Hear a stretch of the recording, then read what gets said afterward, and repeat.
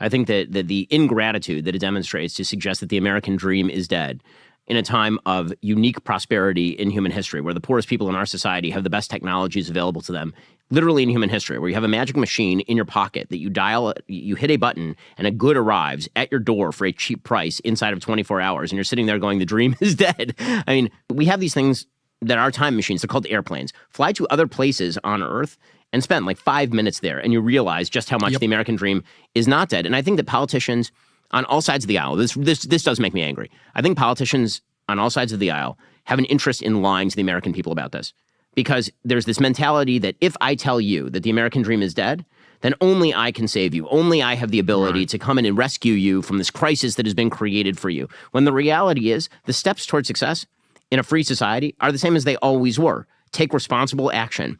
Go get an education. Go get a job. Make smart financial decisions. Make a smart decision about your family. You know, the entire entertainment arena is geared towards stories of people overcoming obstacles that are very often made by them. You know, the reality is, you know, when people say, what's your life story? My life story is that I had the ultimate privilege, 2 amazing parents. And then I made a series of what I think are rational, calculated decisions, and it worked out well. That's my life. There's not all that much that's like super fascinating about that. There are obstacles you have to overcome along the way, things that you don't expect.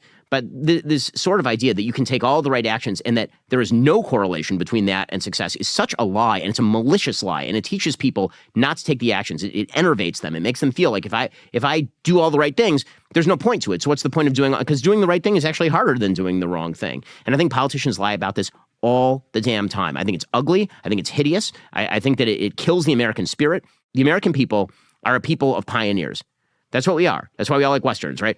We're a pioneering people. We're a bunch of people who came from Europe or from Asia or from wherever, but at the very beginning from Europe. To get away from restrictions. To get away from restrictions into a place that was far less secure, right? Into a continent that was totally uncultivated and where you had the chance of being killed by disease or the environment or the natives at any moment. And then that wasn't enough. They started crossing mountains to go to more of these uncultivated places and facing more hardships and more stresses. And then you have new waves of immigrants who are coming from more secure places where there is a guarantee of you being able to grow up where your parents grew up and going to a place where you don't speak the language, where you don't know anything. And I think that's the story of virtually everybody who's in the United States right now, or at least huge percentages of it, like parents or grandparents or great-grandparents who at some point abandoned the place where they were more secure to come to a place where they were far less secure for the opportunity. Are you telling me that my kids have less opportunity in America today, in 2024, than my great-grandparents did when they showed up in like 1907, not speaking a word of English,